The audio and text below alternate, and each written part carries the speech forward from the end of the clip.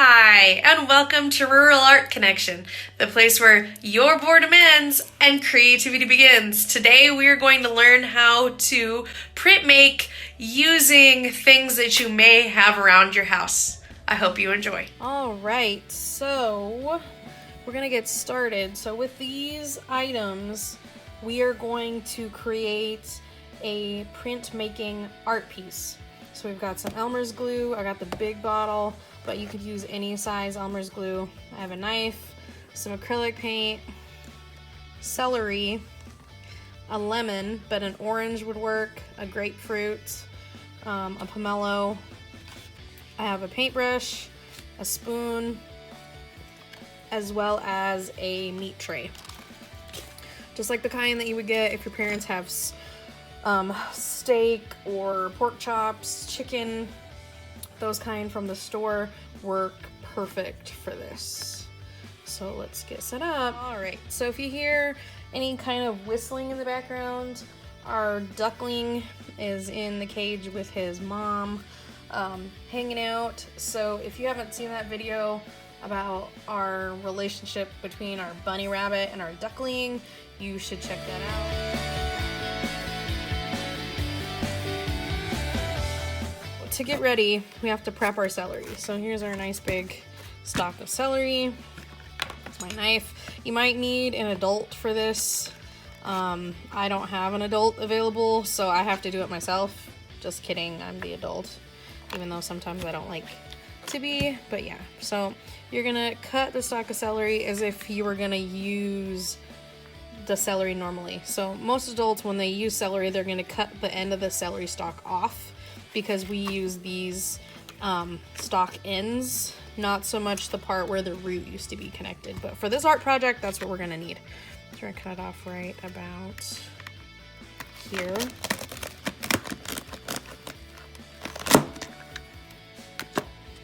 Okay, so that's what it looks like after we've hacked it off. And I have all my lovely celery left over that I can then use for cooking, so nothing gets wasted. I'm gonna take some of these leaves and play with them a little bit later and see if I can use them for printmaking also. That part's gonna be an experiment. I've never actually done that before, so we'll see how that works out. So take these guys away. And the next part is the lemon.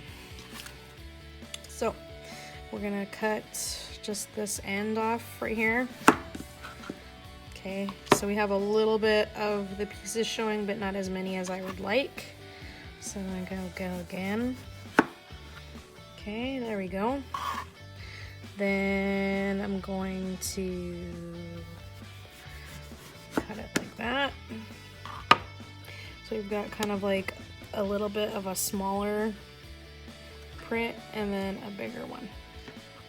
And so then I'm just gonna take the end like this. Okay, so we're gonna use this lemon and this lemon, and these can go elsewhere. You can juice them. My dad used to rub them on his face to actually help him get rid of some of his freckles that he didn't like. It actually works, as weird as that sounds, but yeah, you can actually kind of bleach your freckles away in a way. So I've got this end that I can print from that has kind of a filled in middle, but then also this side, it has like an open middle, so it's whatever you want for your pictures.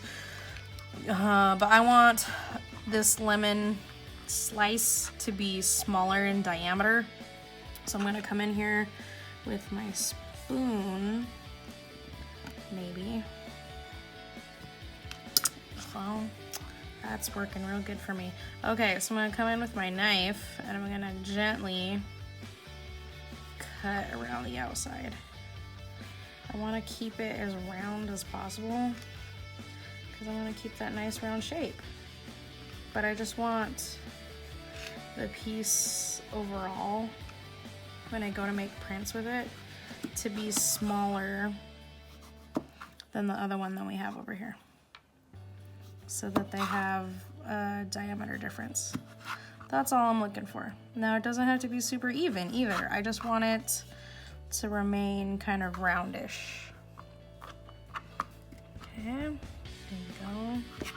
Now off to the side. So see, we have a distinct circumference difference, which I like. I'm also gonna take this little end right here and I'm gonna cut it, and I'm gonna see if I can get like a little star shape out of it. We shall see. Not as star-like as I wanted. It's kind of, and I kind of cut it crooked. It's not flat. I gotta make it flat without cutting off my finger, which sometimes is difficult. So flat now. Nope, still not flat. Okay. Flat-ish. Okay, flat. Okay, so now I have like this unusual little shape that I can print also. I think it's cute. There's also this end that I can play with. I'm gonna take my scissors and I'm gonna see. Ooh, don't rub your hand against the knife, kids. I'm gonna try to make a star shape really fast. Get my lemon. I'm gonna see if I can cut it out, because that would be pretty cool. Yeah, that's not a very good lemon shape, or a star. It's not a very good star, kids. My Patrick starfish was not on point like you should be. Okay, so like I said, for anything that you're using a knife, please, please, please get an adult. I don't want anybody missing fingers whenever school comes back, okay?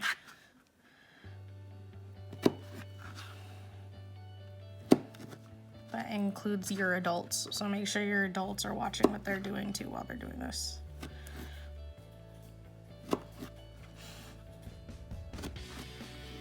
I want everybody to be healthy and all good things when we come back to school. So, okay, so I have this little star that I cut out. We'll see how it looks when we go to print it. It might be cute, it might be fugly, don't know. We'll find out. The half of art is experimenting. So this is going to turn into a flower. So to make it more flower-like, I'm going to take away these two. This one and this one. Okay, like this. And then I'm gonna open it up just a little bit. My celery is yelling at me. Do you hear it? But you gotta be very gentle. You don't want to break it. You just want to open it up a little bit. Open it up a little bit. Just a little bit. Okay. So this is going to be our flower. I'm going to try to pull some of this out of the middle, because I feel like it's going to get in the way later. Maybe, I don't know.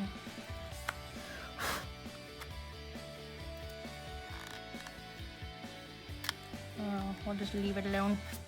Okay, so there's our celery flower. Here's our lemon bits. And now we're gonna get our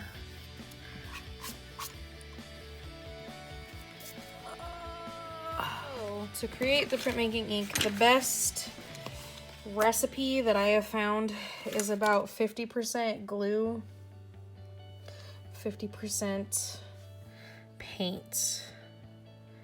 Those have been the best mixtures I've seen online that come out the best. So that's usually what I personally stick with, because my results come out the best whenever I do that. So that's where I'm gonna hang out.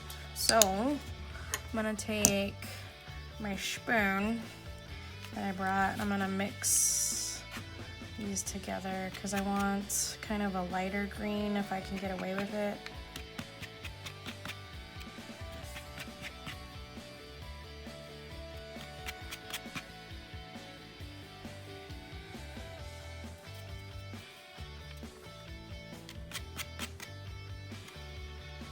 Okay, that's about good right there. Our red over here. And like I said, this is just a meat tray that you can get from the store when your parents buy pork chops, any kind of meat from, you know, Bash's, Safeway, Walmart, Smith's. Your parents get meat and then it comes on a meat tray. And then sometimes it has like this foam thing that's there to kind of keep the meat fresh. But if you just lift up that thing, that foam thing, then this tray is underneath and then you can use it for your projects, which is extra bonus for you. So then for this leftover glue, I'm gonna put some yellow in it. So then we're gonna have like a yellowy orange over here, I think.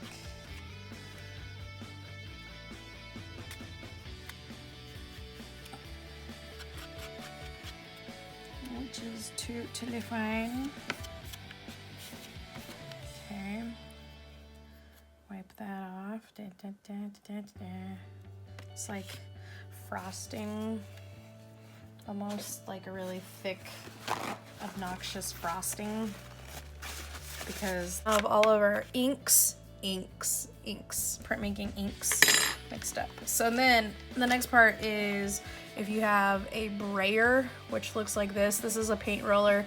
A brayer has a smooth rubber part that rolls right here, but I can't get to the school. Stuck at home. I don't want to go to the school because of the germs.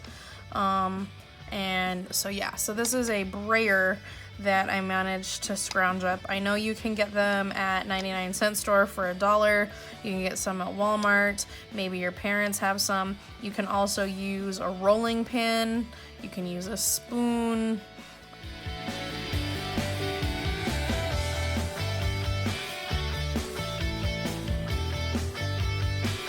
I actually don't have a rolling pin, so this is why I'm using this paint roller, but we're gonna call it by its term for what it should be, which is a brayer. Okay, so you roll the brayer into the inks and then you use it to apply onto your stamp, which is the fruits and or vegetables that we are using. So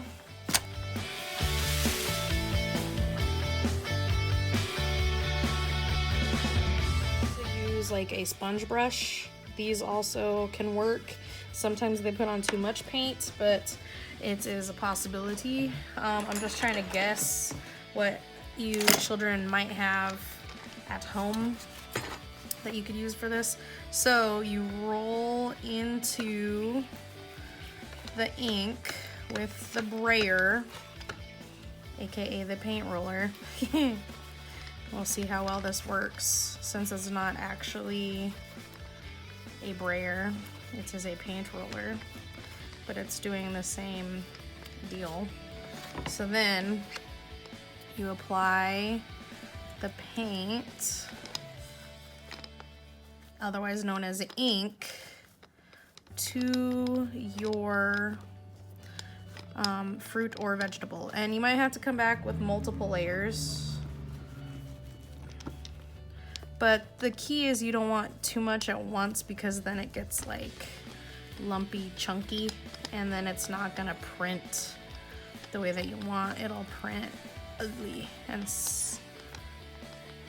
sloppy. Yes, and it'll also take forever and a day to dry, which, I mean, we got nothing but time right now, but in a pinch, you don't want it to take forever to dry. So there's that. So I'm gonna continue to roll it on, get a nice even coat. So now we're gonna try to make a print. So you would take your little veggie flour and you're gonna take it straight down and press.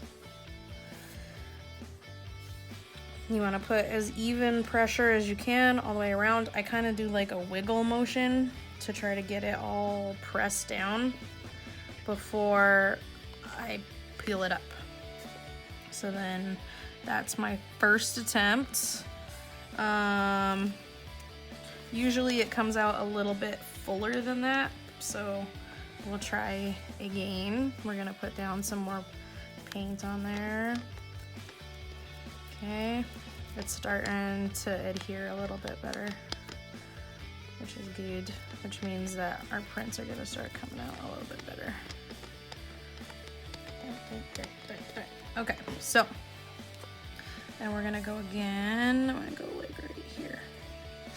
I'm gonna press down, roll it around a little bit, press, press, press, wiggle, wiggle, wiggle, and up. Okay, so we're filling in our little bouquet of roses here. You can do this for Mother's Day besides just art assignments. You can do it for cards, birthday cards, Valentine's Day, Mother's Day, Father's Day. Everybody loves roses. There's no hate for roses. They're amazing. Okay, so then we're gonna go again. I'm gonna put one right here. And then press, press, press, press, press, press, press, press. Even pressure. Wiggle, wiggle, wiggle, wiggle, wiggle, wiggle, wiggle. And up. Okay, so that one, I had a little bit too much paint, and you can see it because it's starting to pool in these edges right here. But I can come back in with my spoon or a paintbrush, whatever I happen to have, my stick, and push some of that extra paint away so it's not causing a problem. Now, with art pieces, the eye enjoys odd numbers. So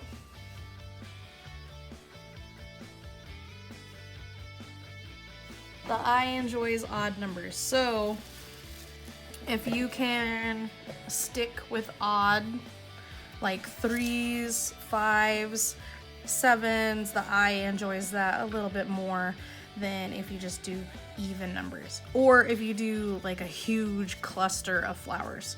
So to change up my rose shape, I'm going to pull a couple of these pieces off to change the size and overall appearance of my flower. And then I'm gonna add some more color.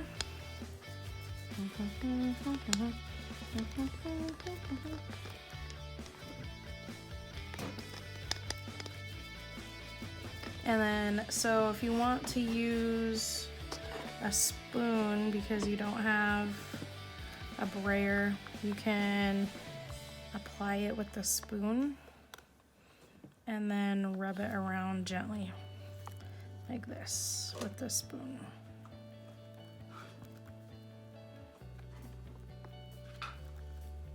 To get that color where you want it. All right, so then I'm gonna put this little beauty right here. Okay. Then I'm gonna do just a few more to fill my space and make my piece a little bit more dynamic. I may or may not peel some of the more of the stems off of my celery to change the shape up some more. We will see as I go along. Oh, that one was poopy.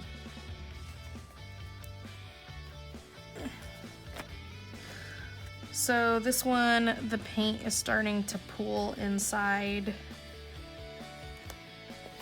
the celery. So you can kind of see where the paint is starting to hang out extra.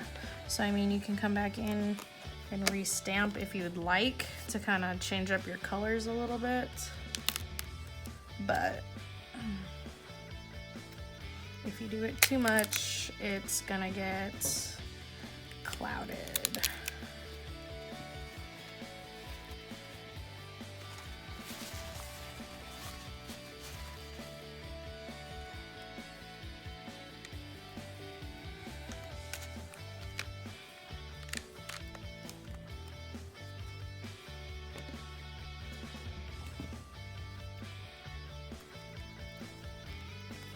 So the one thing that you gotta be careful of with this spoon is that the paint tends to get where you don't want it to. So you have to clean it up a little bit more. Applying it and then kind of coming through to move that extra paint out of there where it's not supposed to be. So you can get clean prints, otherwise they don't quite come out like you want them to.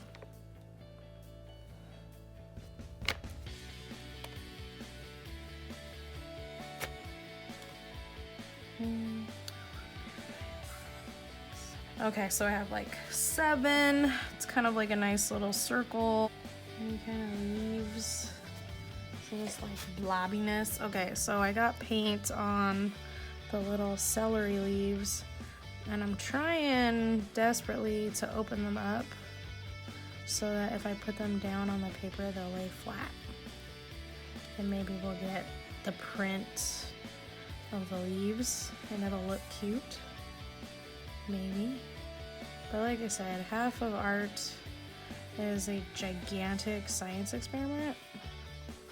Like you're constantly like, you know, would this work? How about this? Would this work? What about this? Being famous at art is being the first one. The first one that figured out how to do XYZ. Or the first one to figure out how to do something. It's not necessarily the best. Most of the time it's the first. So whoever was the first to do something and or come up with something. Because it's new and exciting, and people like new and exciting when you're like the first one. It's super cool and super exciting.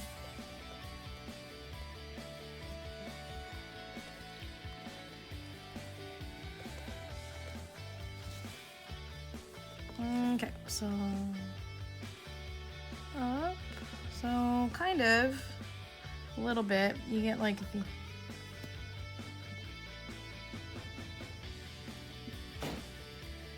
so you kind of get the impression of the leaves, but not totally. So I'm pressing them down, and I haven't really put that much more paint on them. There's like paint over here on this paper towel that I've been kind of sticking them back into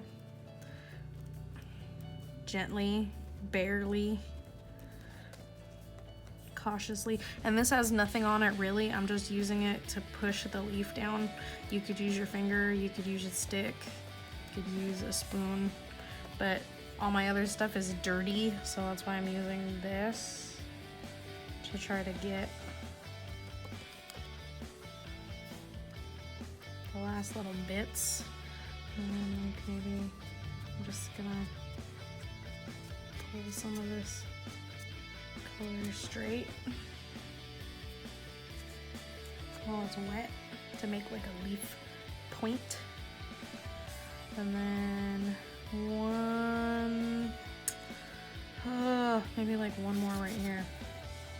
And so the thing about printmaking is the prints never come out the same. So no two print is ever gonna be identical to another print, which makes it kind of exciting.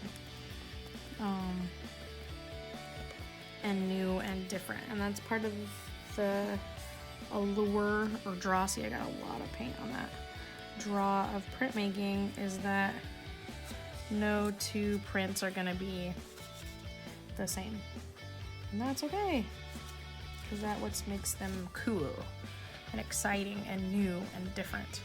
Okay, so there's that. So when we come back, I'm gonna paint the background. I'm just gonna paint it a flat color. Yeah, I'm just gonna come in and put in a background, and then I will meet you back here.